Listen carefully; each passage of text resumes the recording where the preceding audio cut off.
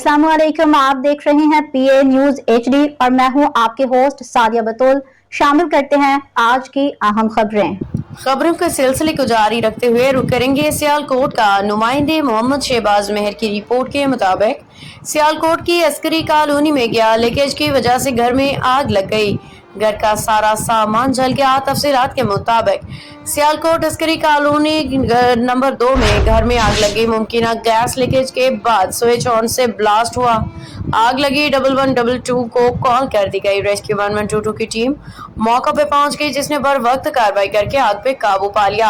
आग लगने के बाद 5 अफराद मुतासिर हुए हैं, जिनमें 38 साल अली बाजवान की जौजा, 32 साल शिजा, बच्चे 6 साल जारा, 3 साल जाहिद, 1 साल जोरेश को रेस्क्यू 1122 ने इब्तदाई टीम इमदाद के बाद अस्पताल मुंतकिल कर दिया। आग लगने से घरेलू सामान जल गया।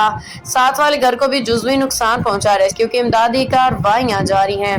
न्यूज स्टूडियो से अब तक के लिए इतना ही। मजीद खबरों और अपडेट्स के लिए देखते रहिए PA न्यूज HD।